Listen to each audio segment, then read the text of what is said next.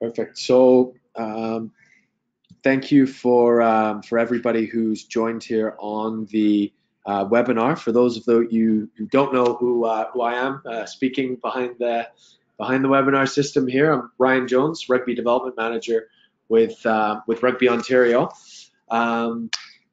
Just to give you a bit of an idea of what we're doing today is basically we will go through the 2019 age grade law variations for community rugby, really keying in on some of the changes that have been made, and then also having a look at some of the things that we really want to hit home moving forward.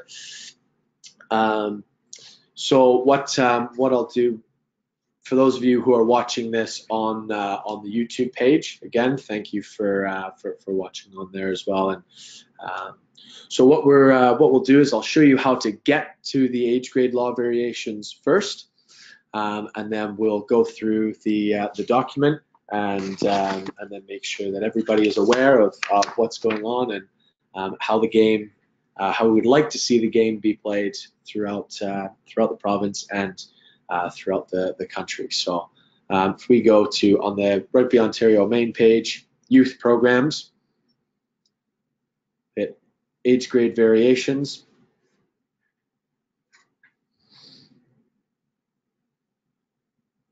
Got a nice image of someone stepping.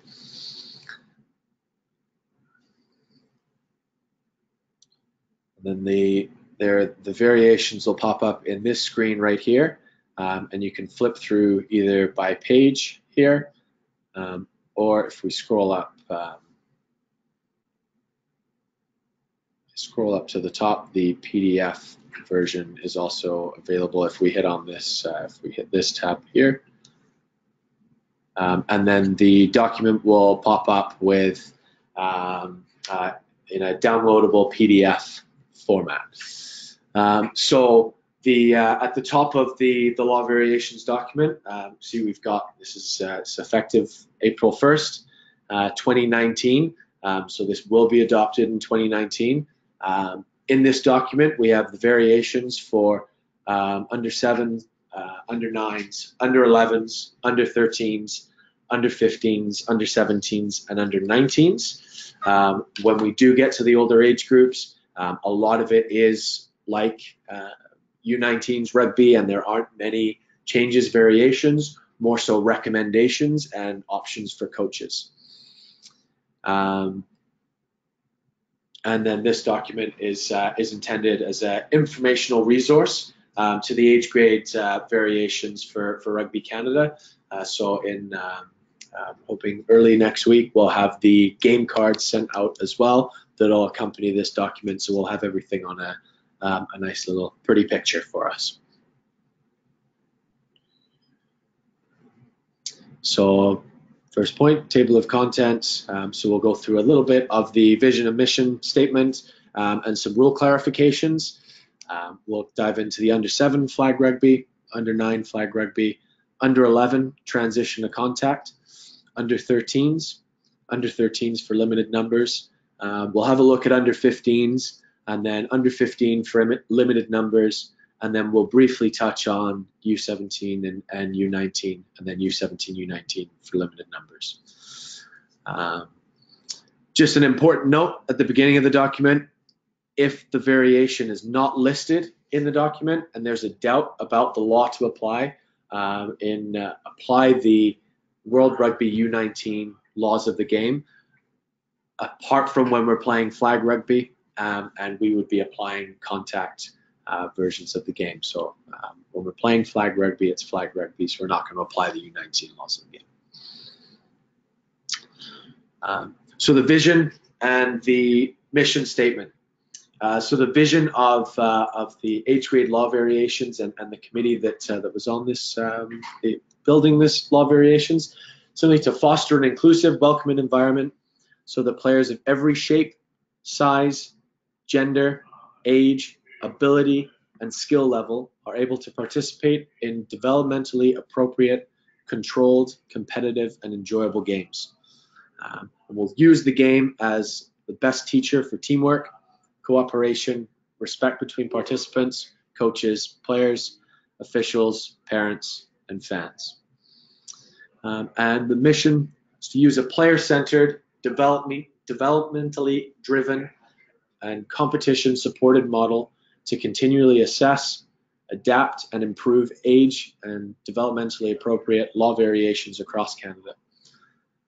We seek to ensure integrity, passion, solidarity, discipline, and respect are central tenets for all considerations, decisions, and variations made.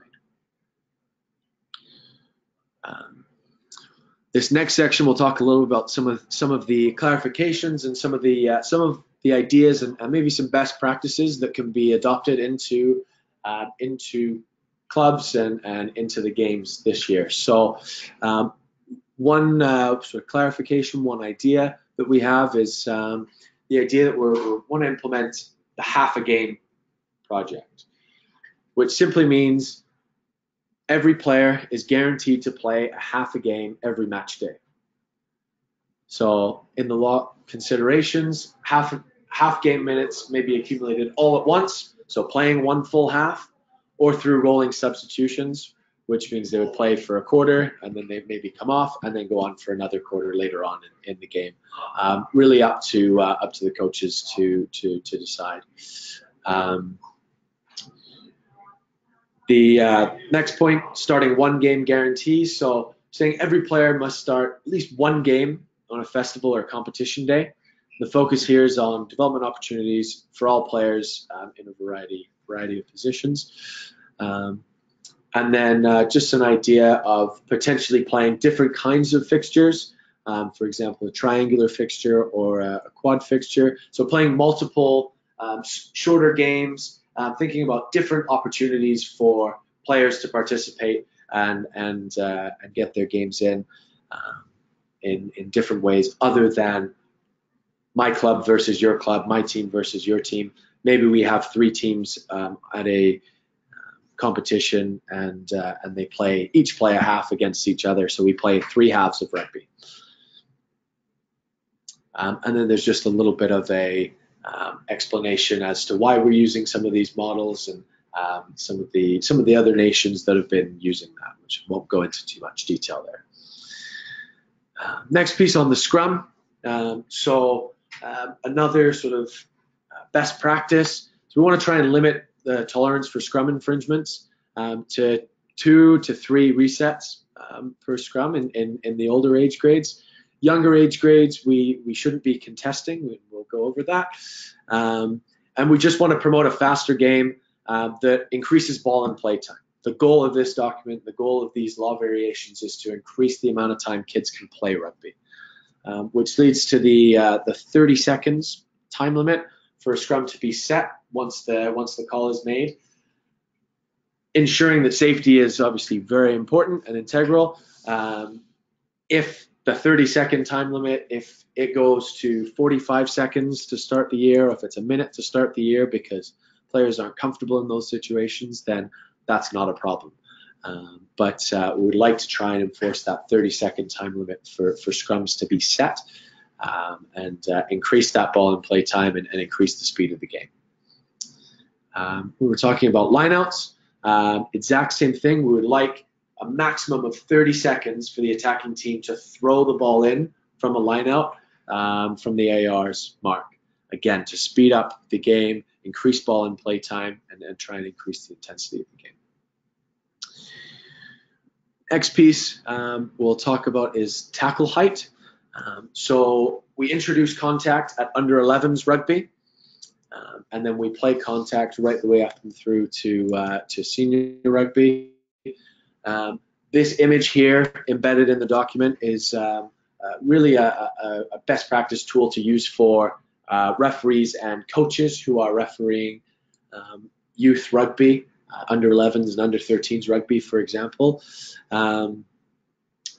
The red is a high tackle. It should be a penalty every single time, but it's also a learning opportunity for the player. And the coach is to provide, and the match official is to provide insight onto sort of how to manage your tackles. Make sure that it's not just a penalty and you're sent away and you're 10 meters back. It's penalty.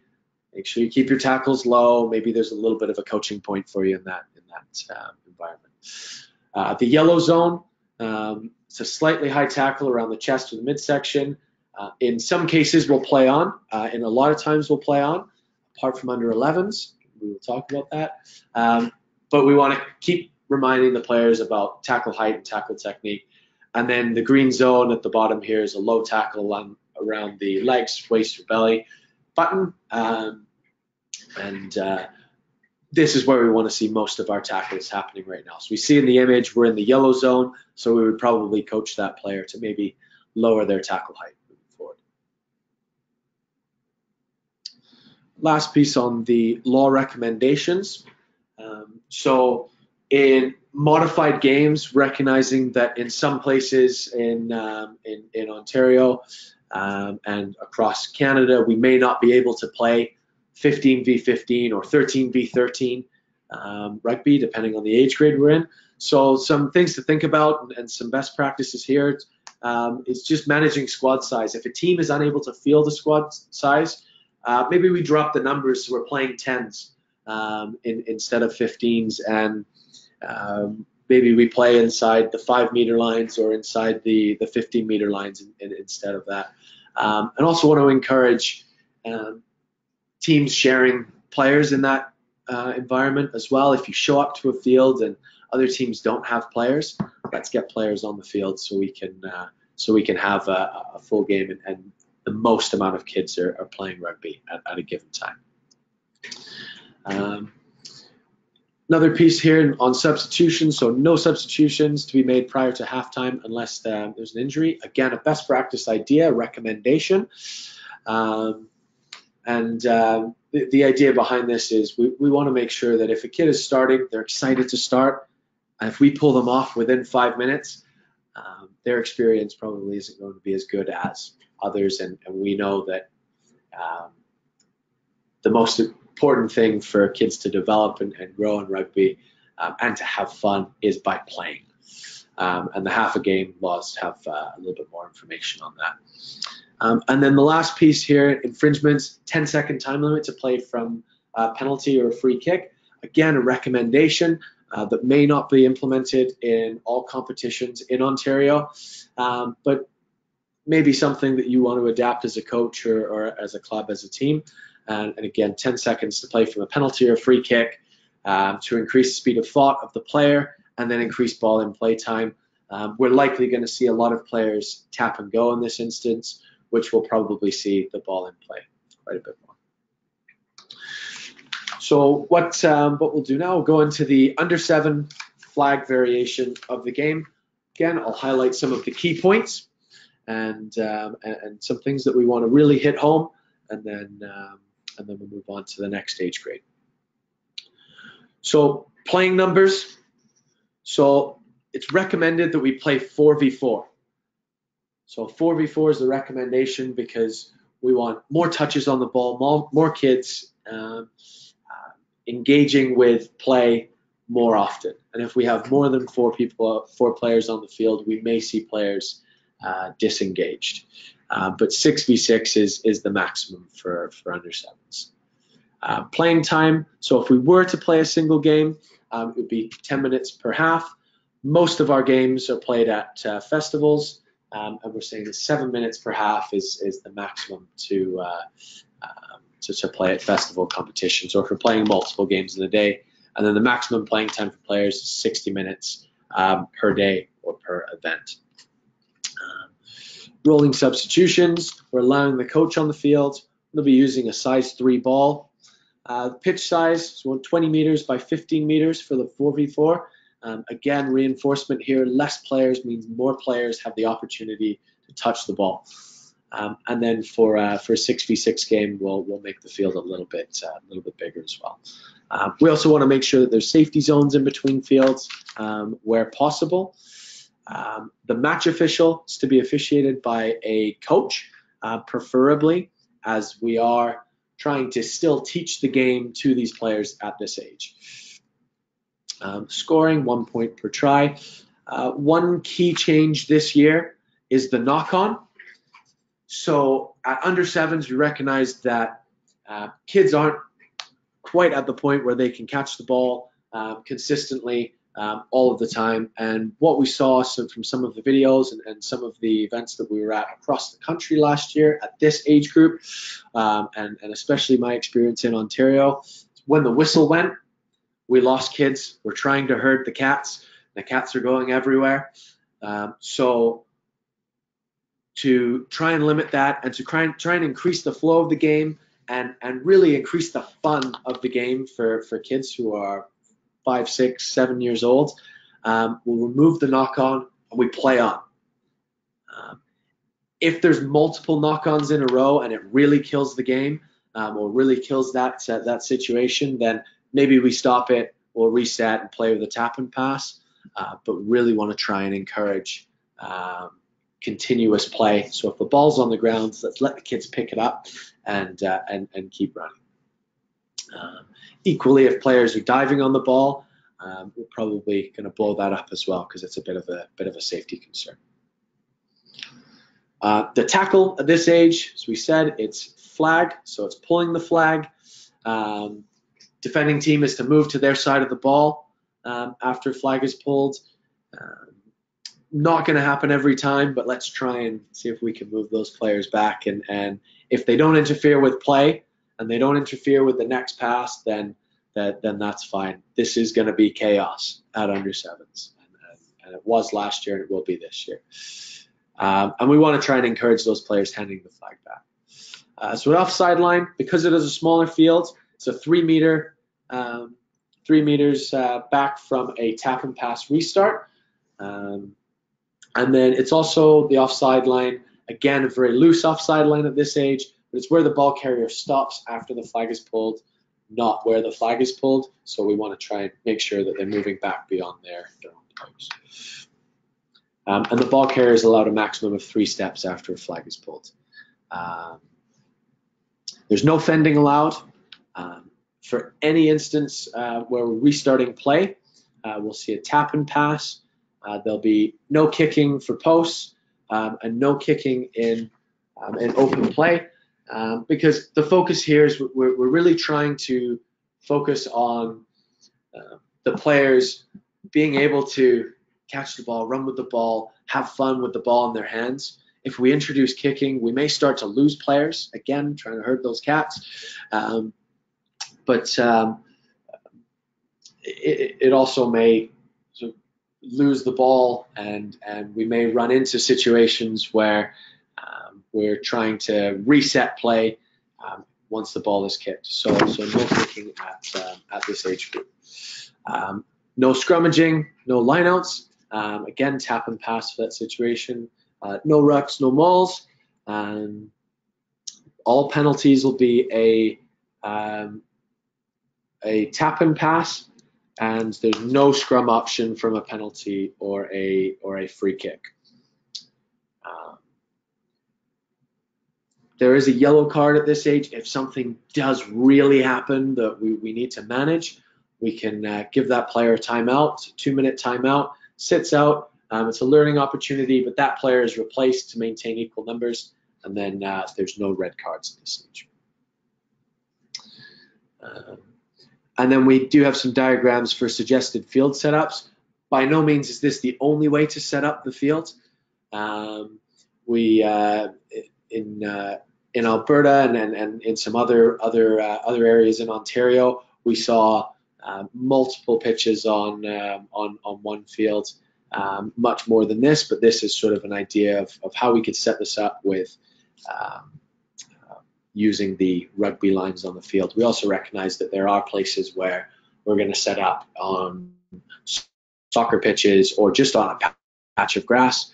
So in those instances, we'll adapt. But the idea is it's around 20 meters long and 15 meters wide, a really small space to try and keep the kids engaged and involved in the game. So we got the 4v4 pitch sizes, and then also an option for 6v6 pitch sizes as well. So next we'll chat very briefly around the under 9s. There isn't much change for under 9s this year.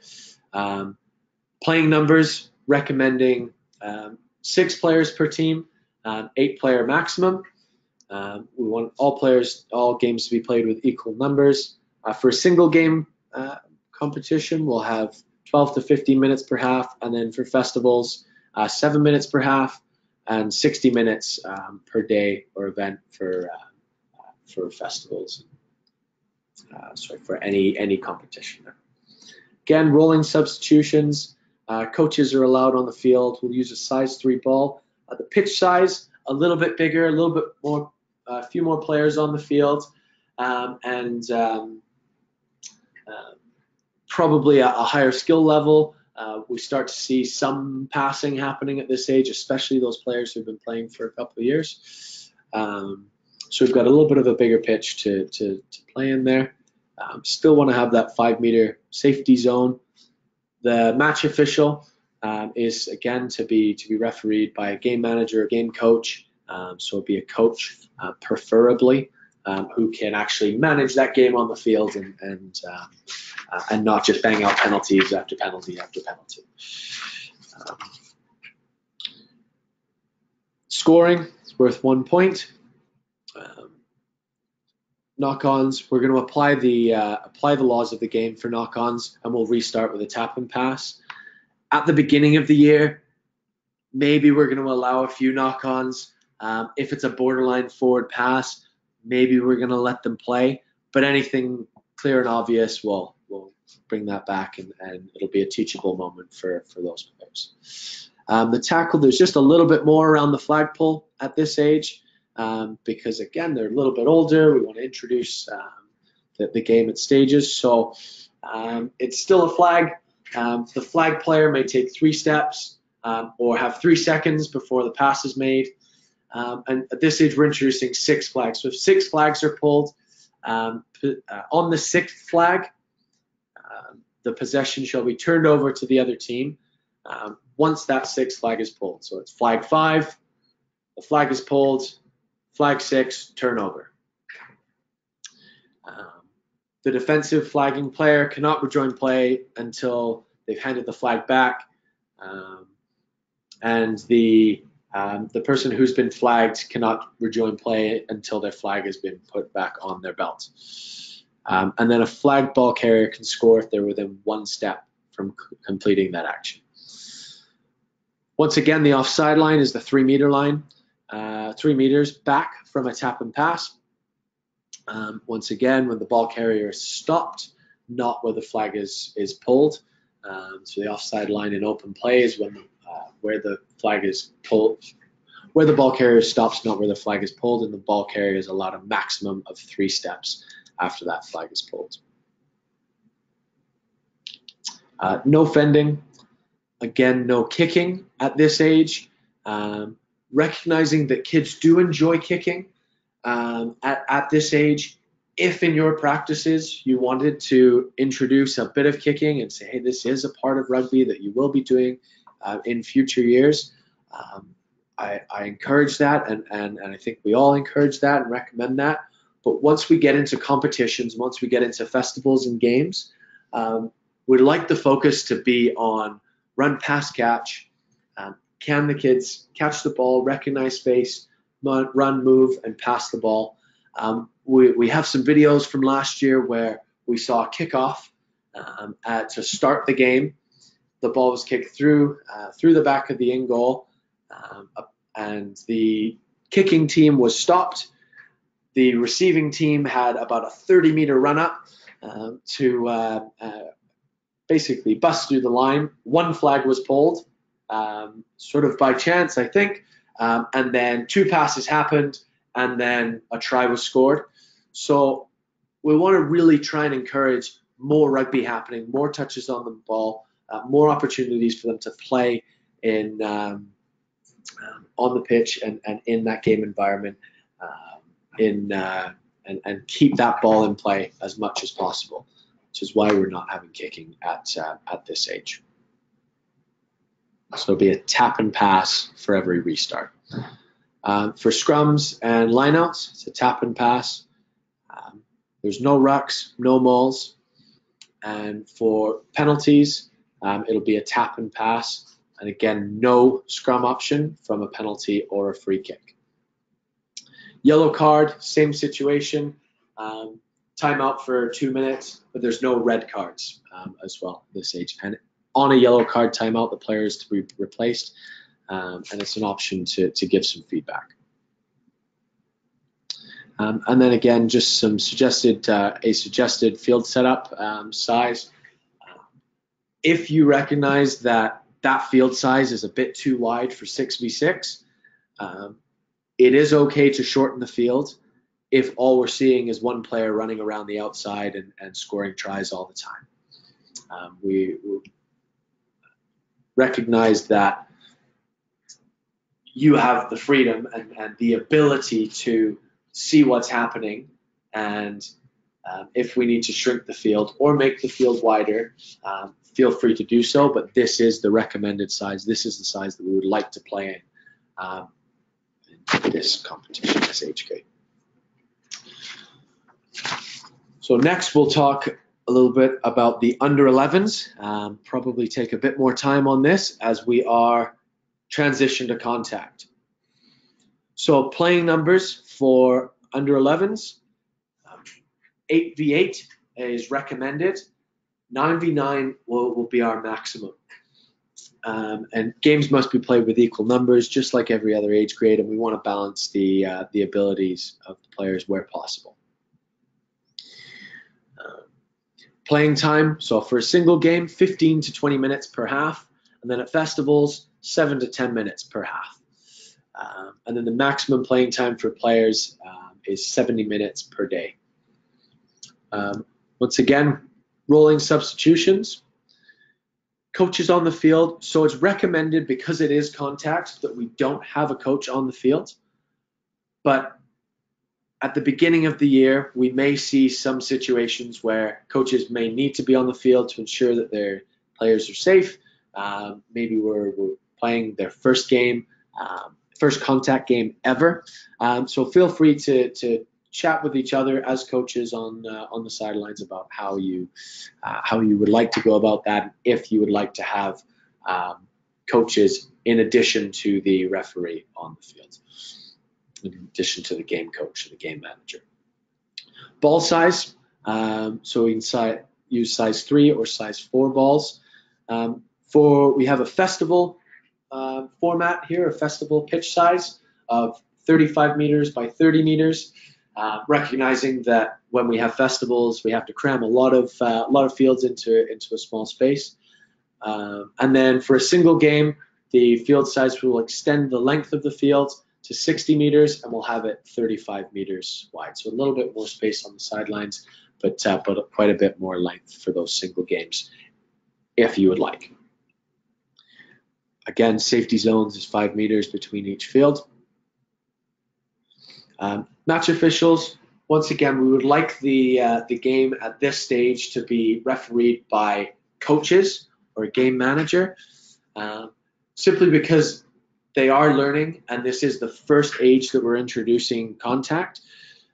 If it's a referee on the field, they may not have the ability to coach the players in the same way that a coach would, which is why we would like to have a coach on the field managing the game as opposed to it being a referee, recognizing again that we would also like those coaches to be on the sidelines and either managing the bench or coaching from the sidelines. But I believe as a coach myself, I would be more effective if I was in the middle and helping the players on the field through the game. Scoring, once again, 1 point.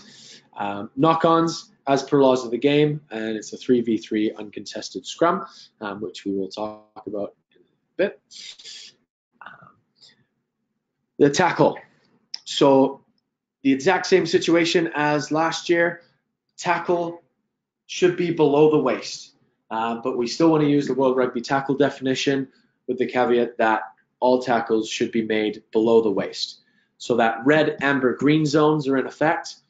If we see multiple tackles in the amber zone, which was above the waist, above that belly button line, we would like to see penalties being called.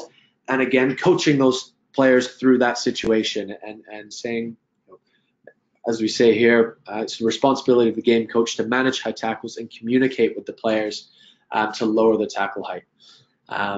If there are multiple tackle infringements, feel free to issue a yellow card. That punishment may lead to a reinforcement in learning the rules and learning the laws, and hopefully will allow those players to change their behavior when they come back on the field, if a penalty wasn't enough. If there are any safety concerns, coaches must communicate before a match. So if we don't think that tackle is appropriate for the group of kids that you have, maybe we limit the contact that happens, and maybe we play bump, or we may regress to the flag version of the game as well. Recognizing that this game it's a development option, it's an opportunity for learning, and really introducing contact and allowing players to be comfortable in contact situations. So if we can play tackle, let's play tackle. If we have to regress the amount of contact that happens, let's have a conversation about that before the game, and then we can work through that as coaches on the field. The offside line, a little bit different than last year in Ontario. We'd like it to be the World Rugby laws of the game, so the back foot of the ruck. And the reason behind this is a little bit due to the fact that the ruck has changed slightly, but which we will talk about. But we may start to see players offloading the ball a little bit more, and rucks not being formed, whereas last year it was mandatory to set a ruck. And if you're seeing that players are they are offside, or they're close to the offside line and it's disrupting play, feel free to send them back a meter. It is best practice to, as a player and as a coach of a high school team, and as a player myself, I would instill in players, let's be a meter back from the line, a meter back from the back foot of the ruck anyway, so maybe we want to enforce that, but the back foot of the ruck is the standard this year for the offside line. There's also no fending at this age, as the focus of this age is to introduce contact and increasing body awareness and comfort in contact situations. If we introduce the fend, we may see players shy away from contact because they've got a hand in their face, whereas if there's no hand there, they are able to make that tackle. And then also, once multiple tackles are made, they can feel comfortable in those situations a little bit more, and prepare them better for next season and potentially moving up to U13s.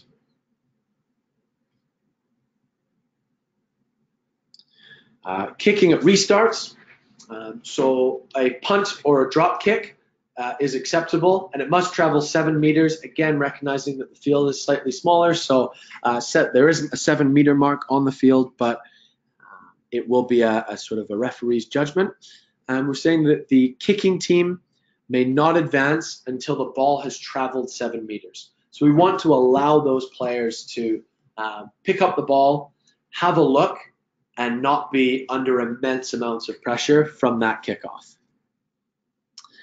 If the ball's kicked through the back of the in goal, straight out of bounds, we want to award a free kick at the half to the opposing team. Again, to keep the ball in play, the idea that we want the ball in play as much as possible, and this will hopefully speed up the game and allow the ball to be in play more often. There's no kicking for posts or points at this age. Most likely we don't have posts for the field sizes. Another change this year is kicking in open play is allowed, but only from the hand. So we don't want it to turn into soccer. So we're going to allow kicking from the hand at any stage, at any place on the field. But if it's bouncing along the ground, we'd like those players to use the skill of picking that ball up whenever I talk about this, it flashes me back to a great try by DTH against Hong Kong, where he scooped up the ball on the sideline and scored a try chasing a kick. So that is a skill that is very important for the next level, and we don't want it to become a soccer game, and we also want that skill to be developed. We're also saying no kicking may go straight out of play or in touch at any time, so or past the dead ball line. So the idea here is we would like to constrain the kicks to within the field of play. So having these boundaries allows for different kicks and different techniques to be used. But if the ball's going out of play, then we're not seeing ball in play time. So let's limit the kicks to make sure that they are within the field of play, and it's an attacking kick or a tactical kick. It can bounce and go out, which is obviously a best practice in any level of the game, but we also like to make sure that it doesn't go straight out of play, and if it does, the sanction will be a free kick to the opposition from where the ball was kicked. From the scrum and scrum lineout breakdown maul perspective, so we start to introduce scrums and lineouts at this age. They are, for scrums, it's 3v3 uncontested. We're saying we would like to see the nearest 4 players to join the scrum at any time. At this age, we shouldn't be having individual players playing specific positions. Players should be allowed to play in different places on the field. You never know who's going to grow up to be the next scrum half for Canada or the next prop for Canada. You may have your smallest kid on the field who hasn't hit their growth spurt, and you put them as a scrum half because they're a fairly good athlete, and then in 5 years' time, they don't know how to scrummage. They've never seen that because we didn't introduce it to them at a younger age, and vice versa. You get that really big player on the field. Maybe they're not having the opportunity to have ball in hand or passing the ball from the base. So we'd like to encourage those players to play in multiple positions all the time. So it's the nearest 4 players per team to join the scrum, 2 props, 1 hooker, 1 dummy half or scrum half, and from each team. The attacking scrum half must pass, and the opposing scrum half must be there but not challenge, and the defense must be 3 meters back from the back foot of the scrum. And again, going back to what we talked about earlier, we want to encourage a 30-second time limit for the scrum to be set once the call is made. Lineouts are 2v2 uncontested. Once again, the nearest 4 players per team are to join the lineout. So 1 person to throw the ball, 2 receivers, and 1 dummy half or scrum half from each team. On the defensive side, we'd like to see, instead of it being a thrower, there's 1 player within the sort of 5 meter or 3 meter channel, within the channel between where the ball's being thrown from and the lineout. Defense must be 3 meters back again, and the attacking scrum half must pass. And again, we'd like to encourage 30-second time limit for the attacking team to throw in from the mark. And last year we said no quick lineouts. We'd like to encourage quick lineouts. If the ball goes out of play, get the ball back in play. Right? If we can do that with a quick lineout and we can continue to play, then let's continue to play.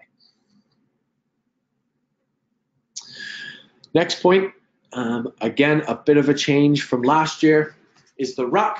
So the ruck is 1v1 contested. Last year it was 1v1 uncontested. Having reviewed the uncontested rucks, what we saw was the play was slowed down quite significantly. We said it was mandatory as well.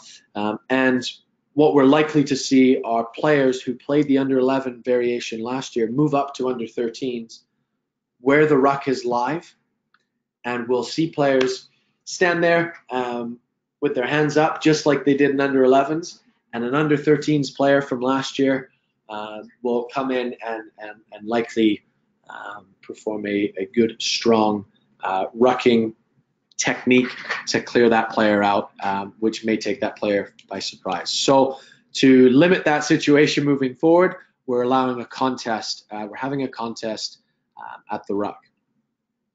Players are to enter the ruck from their side of the ball and must remain on their feet the entire time.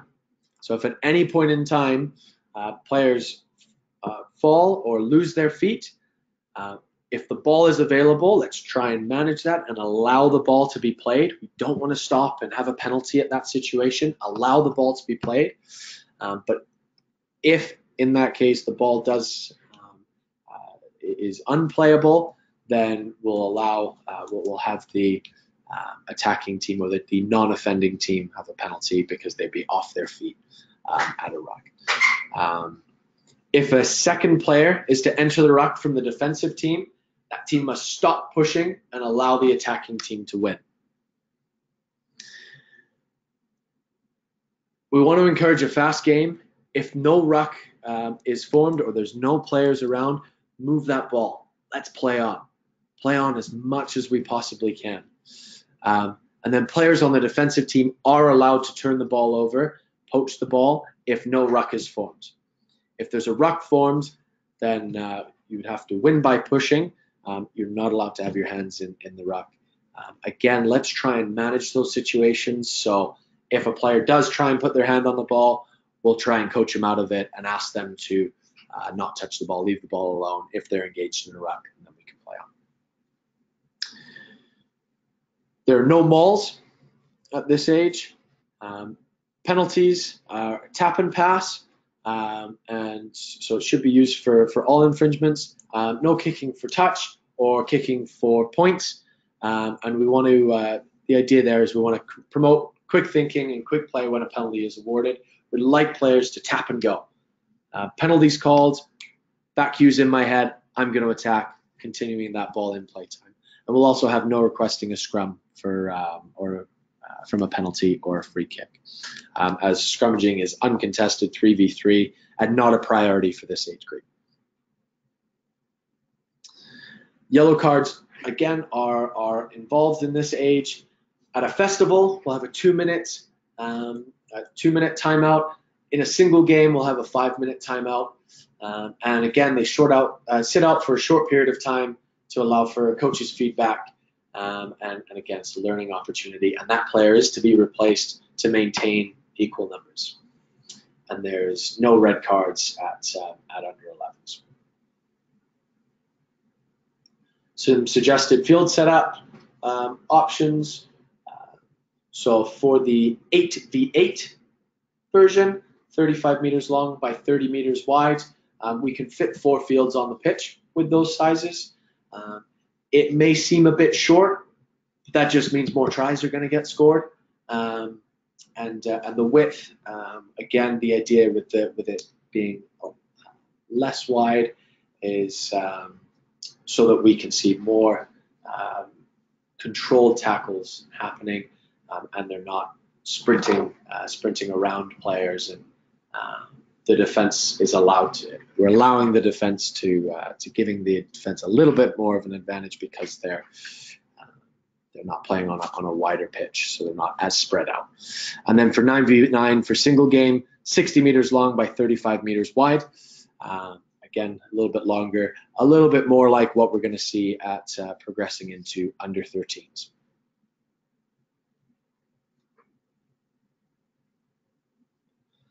So we'll move on to under 13s, boys and girls. So the playing numbers at this age, the recommended playing number is 13v13. 12 per team is the minimum if we're playing the under 13 variation. We will talk about the variation for limited numbers afterwards. Number of forwards, we'll have 6. Number of backs, we have 7.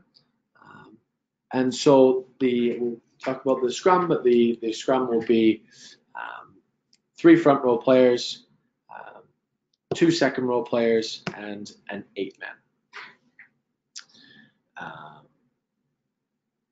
And again, games should be played with equal numbers.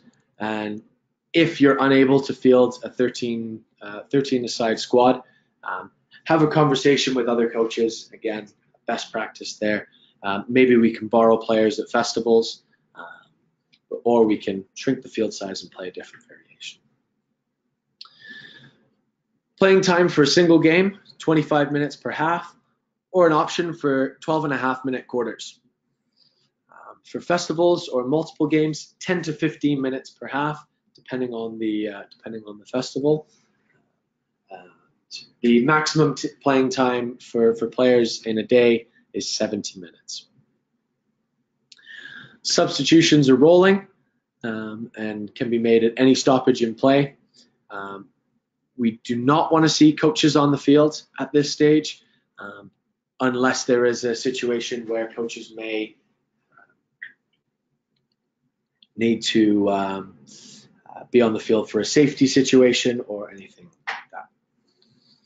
Field of play, so ball size, we're recommending a size 4, but a size 5 is acceptable. Pitch size, so 60 by 90 meters, so we're playing within the 5-meter lines for 13v13, very similar to last year, exact same as last year. Again, we want to allow at least a 5-meter zone on the field.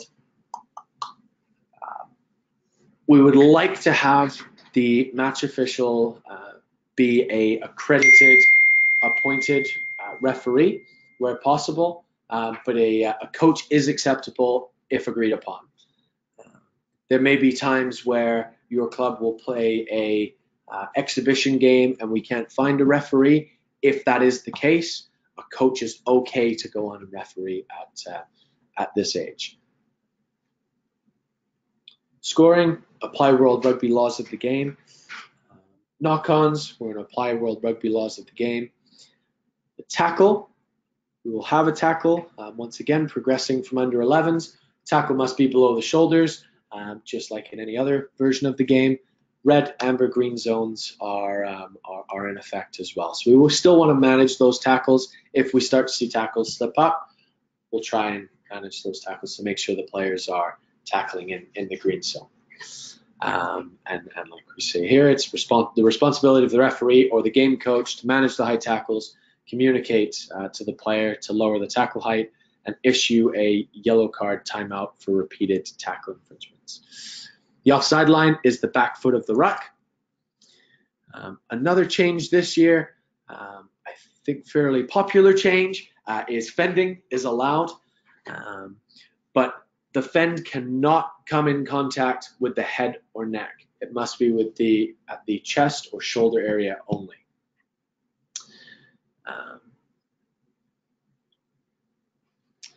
Kicking, so restarting play at this age, very similar to the under 11s variation. The ball must land between the opposition's, must be kicked 10 meters. The kicking team may advance once the ball is kicked. Something that we're going to trial this year is restarting the game. The ball must land between the opposition 10-meter line and 22-meter line. The ball may bounce and roll past the 22-meter line, but we would like it to land between the 10-meter line and 22-meter line, with the idea that constraining the area for a restart will promote the development of aerial skills, so the ball will be kicked to a grouping of kids who are in that zone, and then also promote the accuracy of the kicking and allowing players to play with ball in hand more often. So we're not kicking the ball as hard and as far as we can every single time. We want to try and promote controlling that kick. If the ball doesn't travel 10 meters or travels in the air past the 22-meter line, let's allow the player to re-kick. If the kick is missed twice, then we'll apply the sanction of a free kick to the opposition at the halfway line. Another new thing this year, the team that is scored on may choose to kick or receive after they have been scored on. The reasoning behind that is if you're always being kicked to once you're scored on and potentially turning that ball over and getting scored on in your own zone, you're turning the ball over in your own zone, you're getting scored on again, we'd like to give you the opportunity to flip the switch, flip the narrative, and you can now kick off to the opponents and maybe put some pressure onto them. So you're allowed to choose whether you kick or receive once you're scored on, keeping in mind that you could say at the beginning of the festival, or the beginning of the day, beginning of the game, we would like to receive every single time we're scored on, or we would like to kick every single time we're scored on. Kicking for posts and kicking for points, the single match, it's allowed and in front of the post, and we're encouraging both drop kicks and kicking off a tee.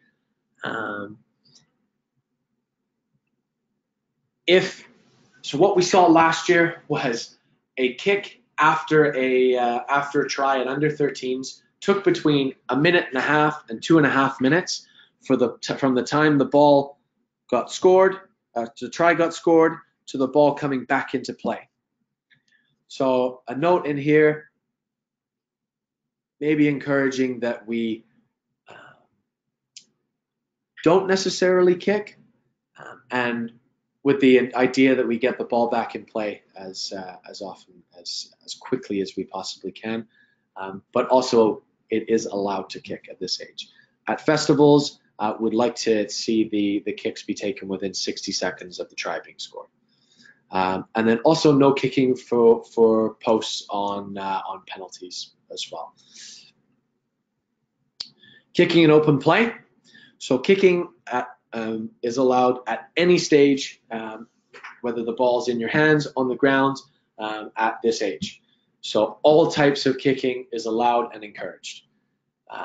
Once again, the same as under 11s, no open field kick may go straight out of play, excluding on a penalty or when you're within your own 22-meter line. And the sanction there is a free kick to the opposition from where the ball was kicked. Again, we really want to be harsh on that kicking the ball directly into touch, so we can promote the variety of kicks happening, the ball in play, and those players thinking, where should I be kicking the ball that's the most beneficial for my team right now? The scrum and the line out at this age is 6v6, so no flankers. So it's 3 front row players, 2 second row players, and 1 back row player, which is an 8-man. Similar to exact same as last year, hookers contest but no push. So we do want to see a little bit of a contest here. We would encourage that there is a bit of a squeeze at this age. So we're not having 6 players on their knees and then 1 hooker, or 5 players on their knees and 1 hooker trying to contest for the ball. We do want a bit of pressure so that the players can actually feel what a scrum might look like, but we don't want to see a push. So a bit of a pressure, a bit of a squeeze, but not a push. The opposition scrum half cannot challenge, but must follow the ball. The scrum half in possession must pass, and an 8-pick and 9-pick is not allowed because that 9, the scrum half, must pass. Should the ball exit the back of the scrum without a pass being made, so it was kicked way too hard by the hooker, that ball is out, play on. And then once again, we'd like to enforce a 30-second time limit for the scrum to being set once the call is made. A bit of leniency there, especially at this age. But lineouts at this age, 6v6. So we have 1 person throwing the ball, 5 people in the lineout, and 1 scrum half per team. And then on defense, we want to see, instead of it being the thrower, there'll be 1 person in that channel between the sideline and the 3-meter mark in front of the lineout. There's no lift, but there is a contest. Quick throw-in is allowed, and then we also have again the maximum of 30 seconds to allow the team to throw the ball in from the lineout. And then all infringements at a lineout. So if the ball is not thrown in straight, it'll just be a free kick to the opposing team. apart from on foul play, then it'll be a penalty. Rucks at this age, we're applying U19 laws of the game, so full rucks. Mauls, once again, applying the U19 laws of the game, but we don't want to see that maul restart. So once the maul stalls, the ball must be produced and used. We may see instances where players are at the back of a maul, they're getting pushed, it stops, they let up. If that maul was allowed to restart, that player may be trampled and may not want to come back next week. From a penalty, a tap and pass is encouraged at all infringements, but and kicking out of hand is only permitted within your own 22 defending 22. There's no kicking for touch, for a line out, or kicking for points. Again, we want to promote the quick thinking and quick play once a penalty is awarded. There's no requesting a scrum option from a penalty or a free kick.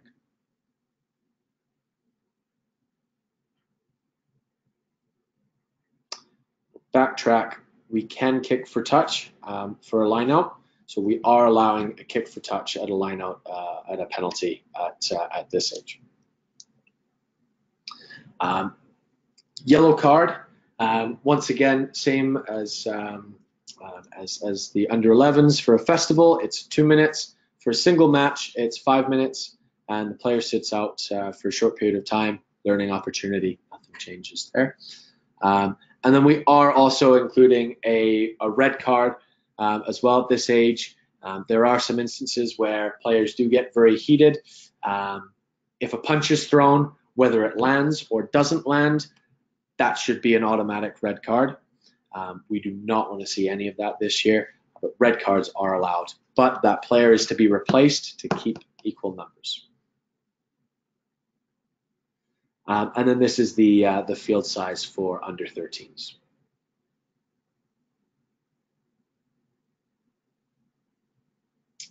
So we'll talk a little bit about the under 13s limited numbers. Not much changes for the U13 limited numbers variation, but we will touch on some of the key points here. So playing numbers. So the majority of the under 13 variation will be 7v7.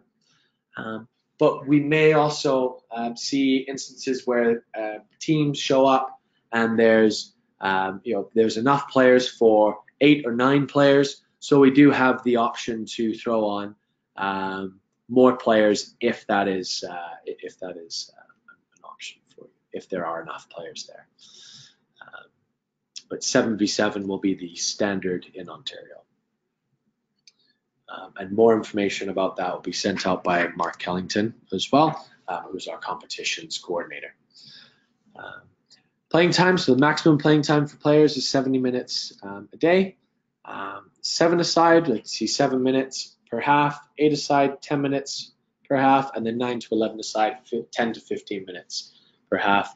Again, the idea that timings may vary, so confirm with the event organizer. In this case, it'll be with Mark Kellington with Rugby Ontario, who's the competitions coordinator, and he will confirm how many players should be on the field and what version of the game we're playing in Ontario. Substitutions are still rolling. Coaches aren't to be on the field unless there are some safety concerns. Size 4 or 5 is acceptable. Pitch size, so essentially it's half pitch, so 60 meters length with 45 meter width with a 5 meter in goal and try zone. That pitch size is on page 29. Safety zone between playing areas doesn't change, 5 meters, which is applying World Rugby laws of the game. Once again, we would like to have a match official appointed to these games, but a coach is acceptable. Scoring, applying World Rugby laws of the game. Knock-ons, applying World Rugby laws of the game. The tackle is below the shoulders, which is the same as the under 13 variation. Again, those coaches, game coaches or referees, are to manage the high tackles and communicate with the players. The offside line is the back foot of the ruck. Fending is allowed, but not to the head or neck. Kicking restarts, so a punch and drop kick must travel 10 meters, but we don't have a specified zone for that to land in. The team that scored on may also choose to kick or receive, much like in the under-13s variation of the game. There's no kicking for points, unless the field's parameters allow for that, and you want to see that. But again, it does take between 1.5 minutes to 2.5 minutes to kick for posts. In this case, we're playing half pitch, which means that the post would be on the sidelines. Conversions, again, posts are on the sidelines, so we won't just touched on that. Apologies. Kick and open play. Again, all types are allowed, but no open field kicks may go straight out of play, excluding on a penalty or when they're within their own 22-meter line. And it's a free kick to the opposition when the ball is from where the ball was kicked, if the ball goes straight out of play in open play. Scrum, again, we will adjust as squad sizes, but the majority of our games in Ontario will be 7v7. So it'll be a 3v3 scrum. Hookers contest, but no push. Again, we want to see a squeeze there, not a push, but a squeeze. So there is some kind of pressure at the scrum time. Opposition scrum half cannot challenge, but may follow the ball. Scrum half in possession must pass. There's no 8-pick because there's no 8s unless we're playing 10v10 or 11v11. And the 9 cannot pick as well, so they must pass. Lineouts for it's 3v3 for our 7v7 game. So 1 thrower, 2 receivers, and a scrum half. Maximum of 5v5 if we have some bigger variations of the game for 10v10, 11v11. In Ontario, the majority of play will be 7v7, which for limited numbers, which will mean 3v3. There's no lift, but there is a contest, and the official is to mark 3 meters in front of the lineout. Quick throw-ins are allowed, and there's a maximum of 30 seconds for the attacking team to throw the ball in from the area mark, which is something we've talked about multiple times. The ruck is live. Apply World Rugby laws of the game. Mauls, exact same as under 13s. The maul can happen, but must not restart. Can start, but must not restart. Once again, the error here, you can kick for touch from a penalty, but tap and pass is encouraged. But we cannot kick for points, and there's no requesting for a scrum from a penalty or a free kick, as scrummaging is not a priority for this age. Yellow card is a 2-minute timeout for a festival, or limited for this. For the majority of the play that we'll have in Ontario, it will be for the limited numbers variation. It will be in a festival format. Therefore, we'll have a 2-minute timeout for yellow cards. Players sit out for a short period of time, get feedback, and then there is a red card as well. And then just an image for the suggested field setup. As you can see, for the most part, it's half pitch. If we wanted to extend that to the halfway line, if there's only one game happening, then feel free to do so. But 60 meters long by 45 meters wide.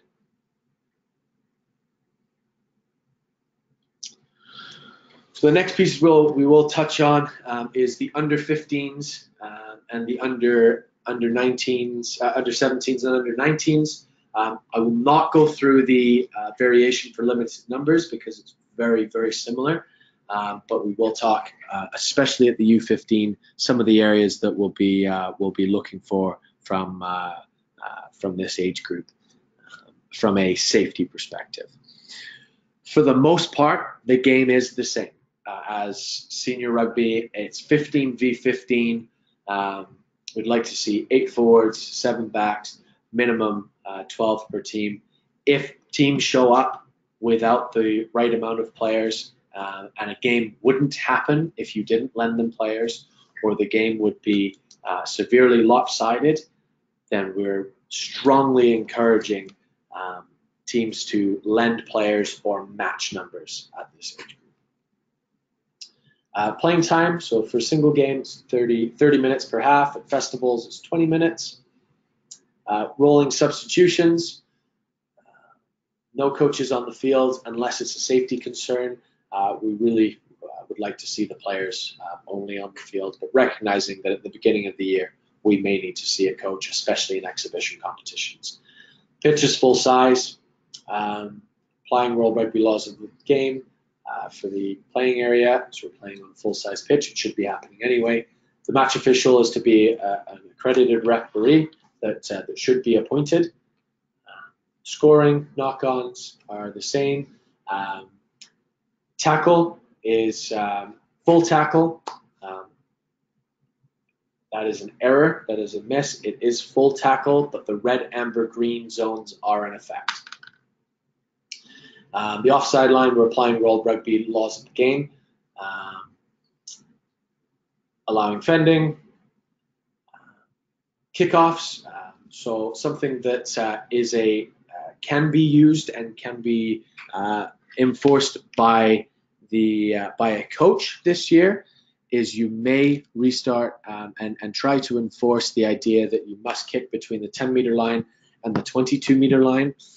This is something that we will not be implementing across the board in Ontario in 2019.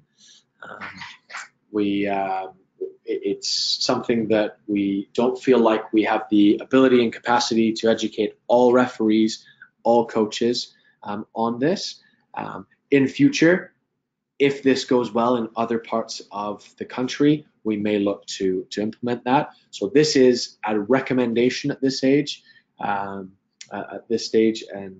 not something that's mandatory. But it must be a drop kick and it must travel 10 meters. Kicking for points. Again, for a single match, we're allowing you to move. If the try was scored in the corner, you're allowed to move the ball in to the 15-meter line after a try, encouraging drop kicks, but hopefully we're seeing players kick off the tee, and then in the sevens competition, we will see drop kicks only. Again, referees offer the option to kick, option to not kick and just continue play. If the player feels confident and able to kick from the sideline, allow that player to kick from the sideline. At festivals, we'd like to see conversions kicked within 30 seconds, just so we can get the ball back in play and play as much as possible. All types of kicking in open play is allowed. Once again, at U15s, we will not be using the no open field kicks may go straight out of play, excluding the penalty or on 22. This is another recommendation that has been put forward that we will not be able to implement across the board in Ontario. So we will not be using this in Ontario, but will be used in other parts of the country. Scrum is contested. World Rugby laws of the game are in effect. Teams must identify 5 trained front row players during playoffs and should be identifying those front row trained players throughout the season as well. If there's not enough front row trained players on the field, then we can go uncontested at this age, but we would prefer to go 1.5 meter push. For lineouts, so lifting is allowed and introduced. It is uncontested to begin with, but if coaches agree that it is okay to have a contest in the air, then let's encourage a contest in the air.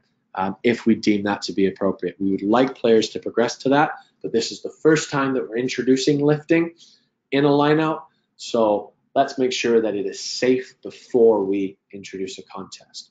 Once we get to provincial championships, the competitions committee will have a conversation around, do we lift, do we not? If at a competition, a coach says, my players are not well trained and it is not safe for them to lift and contest in the air, then there will be no contest in the air at that game. We still would encourage a lift, but no contest. If somebody says it is unsafe for our players to lift, we do not want to have a contest. Ruck, we're applying World Rugby laws of the game. Maul, we're applying the World Rugby laws of the game. Penalties, so this is another area where these are more recommendations as opposed to something that we will be enforcing.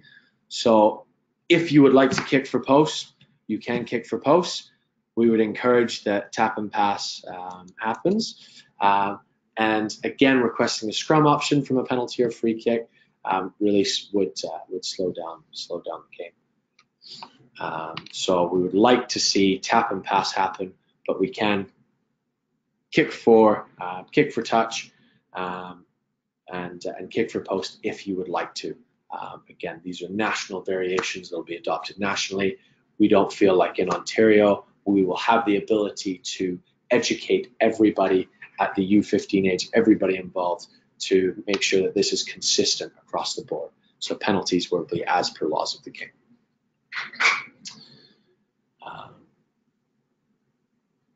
Yellow card for single match is 5 minutes, and a red card is obviously in play at this age as well. There is a limited numbers variation that we will have a look at, that you can have a look at if you'd like. We won't go through this limited numbers variation, as a lot of the variations are the same. And then going down to finally, we'll have a look at the under 17 and under 19 variation of the game. This is, for the most part, full rugby. The single game is 35 minutes per half, or 17.5-minute quarters if you would like, but the standard will be 35 minutes per half. Rolling substitutions, again, a lot of this is just the World Rugby laws of the game.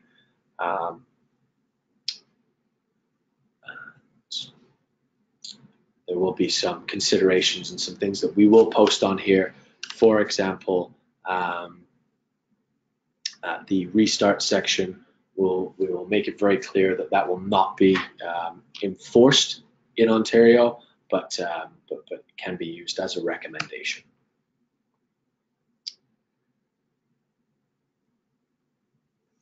So with that, we will end the webinar. I hope that everybody found value and some questions and some clarifications were made. If anybody has any questions on this, any comments, feel free to reach out to me.